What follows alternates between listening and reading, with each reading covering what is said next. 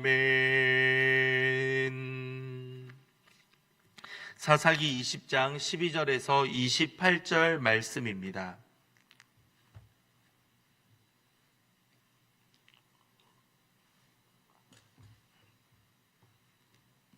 사사기 20장 12절에서 28절 말씀입니다.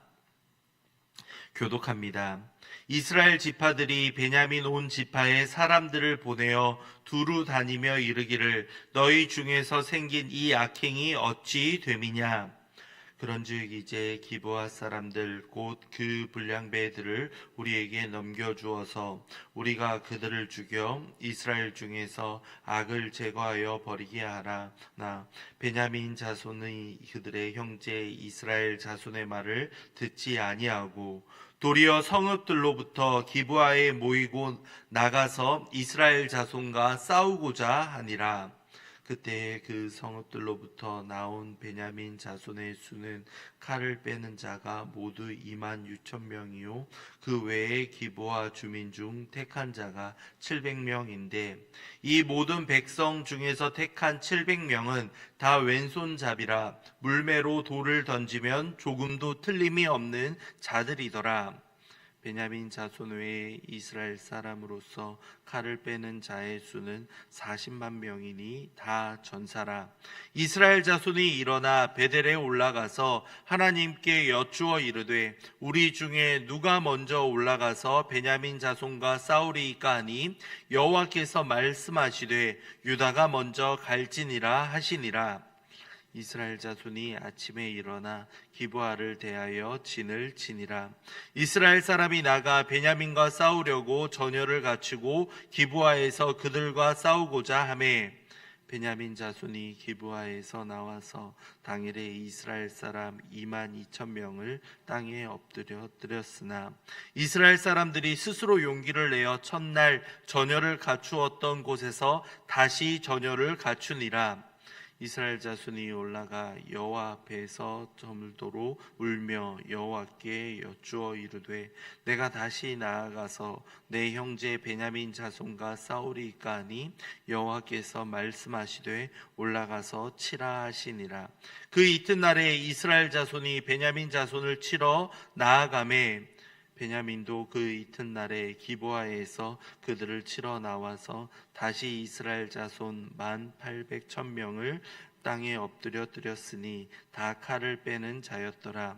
이에 온 이스라엘 자손 모든 백성이 올라가 베델에 이르러 울며 거기서 여호와 앞에 앉아서 그날이 저물도록 금식하고 번제와 화목제를 여호와 앞에 드리고 이스라엘 자손이 여호와께 물으니라. 그때에는 하나님의 언약궤가 거기 있고 아론의 손자인 엘르아살의 아들 비느하스가 그 앞에 모시고 섰더라. 이스라엘 자손들이 여쭈기를 우리가 다시 나아가 내 형제 베냐민 자손과 싸우리이까 말리이까 하니 여호와께서 이르시되 올라가라. 내일은 내가 그를 내 손에 넘겨주리라 하시는지라. 아멘. 이스라엘 자손들과 베냐민 지파 사이에 일어나는 세 차례의 전쟁에 대해서 다루고 있는 장면입니다. 이스라엘 자손은 먼저 베냐민 지파에게 기브아 그 불량배들을 넘겨달라고 요구를 하죠. 이제 이들이 만반의 준비를 갖춘 다음에 이제 베냐민 지파에게 마지막 아량을 베푸는 것처럼 이야기를 하는 겁니다. 그들의 숫자와 비교했을 때 거의 20배에 가까운 이들이 모였기에 이들은 숫자적인 압도를 통하여서 그들에게 항복을 요청하는 것과 마찬가지였습니다. 최후의 선처와도 같았다라고 그렇게 보시면 되겠죠. 그런데 놀랍게도 베냐민 사람들은 여기에 응하지 않습니다. 그들은 오히려 싸울 준비를 합니다. 이스라엘과 대항하여 싸우려고 모인 숫자가 기브아 주민들이 700명 그리고 베냐민 성에 모여든 이들이 26,000명이었다. 이들의 협박에도 불구하고 모인 숫자가 이와 같았다라고 보시면 되겠습니다. 700명이 물매를 들 수 있는 기브아 사람들을 우리는 어떻게 이해해야 되겠습니까? 이들은 아마도 왼손으로 더 훈련을 해서 이렇게 전쟁에 유용하게끔 그렇게 숙달된 이들이다 보시면 되겠습니다. 이들이 오른손과 왼손을 만약에 자유롭게 사용할 수 있다면 얼마나 전쟁에서 유리했겠습니까? 그리고 그것을 더욱더 단련하여서 한 번도 그들이 놓치는 일이 없었다. 그 물맷돌이 유용했다라고 성경은 우리에게 알려주고 있습니다. 조금도 틀림이 없는 자들이다라고 그렇게 기록되어 있죠. 베냐민 지파 입장에서는 이 손놀림을 가진 정교한 손놀림을 가진 700명의 기브아 사람들, 거기에다가 병사 26,000명을 모았다 하더라도 이들 역시도 이스라엘과 대항하기에는 너무나도 역부족인 상황 아니었겠습니까? 그 모여든 40만 명이 용사였다라고 분명히 우리에게 알려주고 있습니다. 매우 무모한 싸움이었고 이 불량배들 몇 명을 보내주면 끝나는 단순한 일이었습니다. 그런데 이들 역시도 베냐민 지파 역시도 지금 무모한 전쟁을 준비하고 있습니다. 이러한 상황 가운데에서 어떻게 이야기가 펼쳐집니까? 이스라엘은 하나님께 이 전쟁이 정말 옳은 전쟁이겠습니까? 우리가 해도 되겠습니까? 라고 묻지 않고 뭐라고 하나님께 먼저 묻고 있습니까? 우리 중에 누가 먼저 올라가야 되겠습니까? 마치 승리가 다 보장되어 있는데 누가 선봉으로 나아가는 게 맞겠습니까? 라는 듯이 지금 묻고 있는 겁니다. 여기에 더 놀라운 것은 여호와께서 유다 지파가 나아가라 라고 답을 해주셨다라는 사실입니다. 이들이 이렇게 하나님의 언약궤가 있는 베델로 가서 그리고 하나님께 여쭈어보고 나아갔던 모습들, 우리가 베냐민을 치러 올라갈까요? 가지 말까요? 라고 물어야 했지만 이들은 잘못된 질문을 했습니다. 하지만 여기에 여호와께서는 답을 해주셨고 여기에는 분명한 사실, 하나님께서는 승리는 보장하지 않으셨다라는 것을 우리는 발견하게 됩니다. 마지막 세 번째 질문에서 너희가 반드시 이기리라 라고 말씀해 주셨다라는 것을 생각해 본다면 이들의 전쟁을 하는 이유와 그리고 하나님께 온전히 그 모든 것들을 질문하고 답을 드리려고 하지 않았다라는 것을 우리는 명확히 발견하게 됩니다. 이들은 하나님의 뜻을 묻는 것과는 다르게 그렇게 전쟁의 명분도 없는 상황 가운데에서 이렇게 동족을 학살하기 위해 이렇게 전쟁을 이어가고 있었습니다. 사사기 1장 1절과 2절을 보시면 이제 전쟁을 준비하는 상황들이 있고 여호와께서 승리를 보장해 주셨다라는 분명한 약속이 기록되어 있었습니다.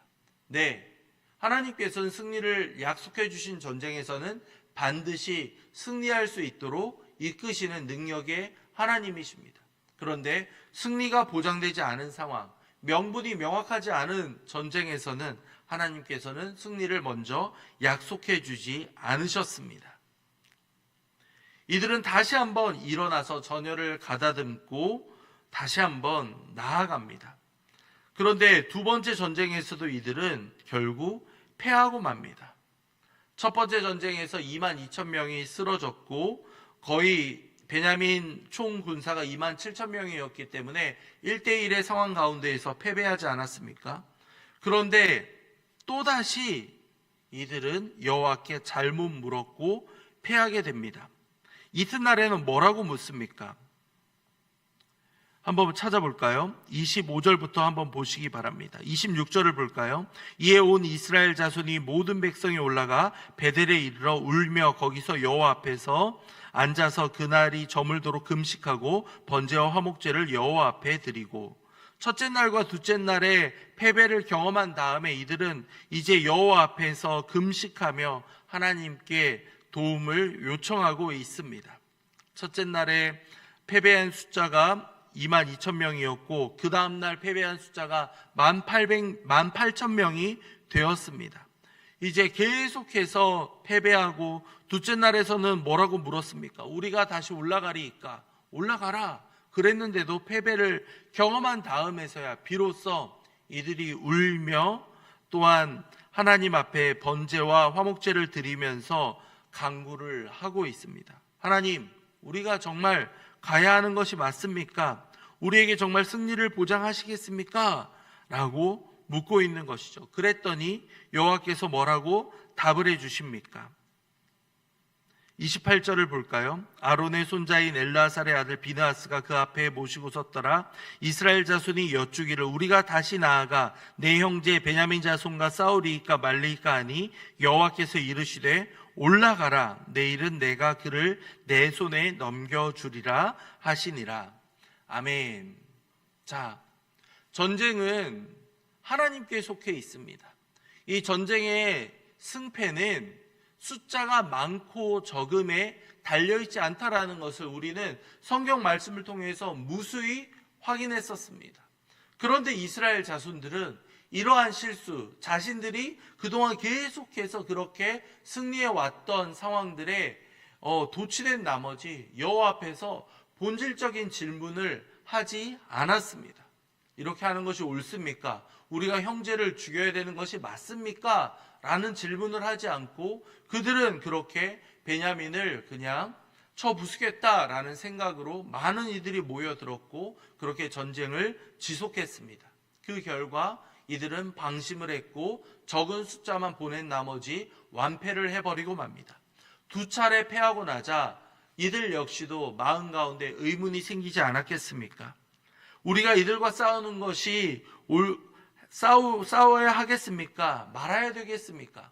이 질문은 사실 처음 전쟁이 임할 때에 여호와께 물었어야 하는 질문이라는 것이죠. 그런데 그때에는 승리가 보장되어 있기 때문에 누가 먼저 가야 되겠습니까? 라는 잘못된 질문을 하고야 말았습니다. 놀라운 것은 잘못된 질문에도 여호와께서 응답은 해주셨고 거기에 승패는 이야기하지 않았다라는 사실이겠죠. 기도를 아무리 열심히 하고 우리가 하나님의 뜻을 구한다 하더라도 하나님의 음성을 듣지 않고 하나님의 뜻을 온전히 구하지 않으면 잘못된 결과가 나올 수 있다는 것을 우리는 이 사건을 통해서 명확히 발견하게 됩니다. 하나님의 뜻이 무엇인가? 우리가 혹시라도 답을 정해놓고 하나님께 기도하며 나아가고 있지는 않은가? 그 결과에 대해서는 마치 보장되어 있는 것처럼 하나님께 정말 이것이 옳습니까? 잘못된 것입니까? 온전하게 묻고 답을 기다려야 하는데 그 시간을 기다리지 않고 내 뜻과 내 생각대로 하나님께 마치 통보하는 것처럼 다 결정이 되어 있는데 하나님은 함께 힘을 실어주시면 됩니다 라는 것처럼 하나님이 최종 결정권자가 아니라 마치 거기에 동참하는 분인 것처럼 착각했을 때 이러한 결과가 나올 수 있다는 것을 우리는 분명히 알아야만 합니다. 우리는 어떠한 방식으로 기도하고 있습니까? 다 내 결정을 다 해놓은 상태에서 하나님 이렇게 합니다. 하나님 함께해 주셔야 됩니다. 이러한 식으로 이야기하고 있지는 않습니까? 가장 근본적으로 이것이 옳은지 이것이 그른지 하나님께서 함께해 주실 수 있는지 이 모든 상황들이 하나님의 뜻에 합당한지 우리는 그것을 판단하고 결정하는 순간에도 하나님께 묻고 기다려야 한다는 것을 우리는 명확하게 알게 됩니다. 이스라엘 자손들은 자신들의 숫자에 심취해 있었고 당연히 승리하리라는 확신을 가지고 있었습니다.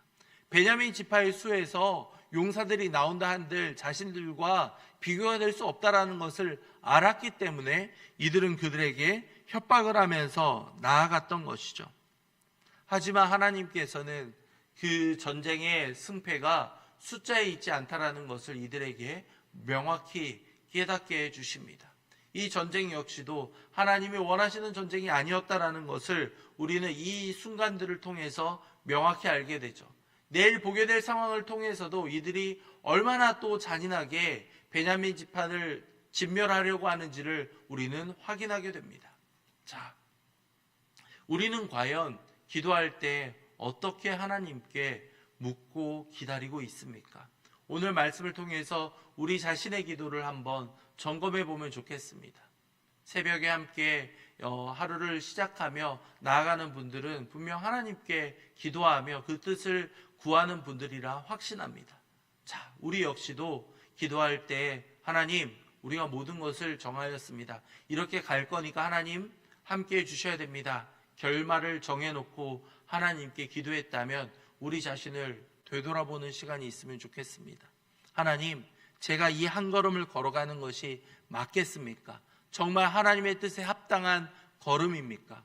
혹시라도 잘못되어 있다면 주님께서 깨닫게 해주시고 은혜의 길로 이끌어 주시옵소서. 이렇게 기도할 수 있는 저와 여러분이 되기를 간절히 소망합니다. 말씀을 생각하며 함께 기도할 때 주님, 우리가 결말을 알면서 마치 정해놓고 하나님께 이야기하듯이 그렇게 기도하는 것이 아니라 하나님께 온전히 겸손하게 구하며 나아갈 수 있도록 아버지 인도해 주시옵소서. 우리가 잘못된 판단과 행동을 한다면 주님께서 깨닫게 해주시며 올바른 길로 우리의 삶을 이끌어가 주시옵소서. 함께 기도하도록 하겠습니다.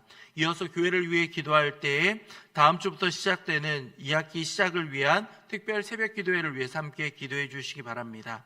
이 시간을 통하여서 함께 기도하며 하반기를 시작할 수 있도록 인도해 주시며 많은 성도님들이 함께 참여하여서 기도할 수 있도록 주님 인도해 주시옵소서. 함께 기도하도록 하겠습니다. 어제 마무리된 청년부 여름 수련회를 위해서도 함께 기도할 때 우리 청년들이 그 기간 받았던 은혜를 잘 묵상하며 이어갈 수 있도록 주님 도와주시옵소서. 함께 기도해 주시기 바랍니다. 또한 기도할 때에 우리 환우들과 연로하신 어르신들을 위해서도 함께 기도하겠습니다.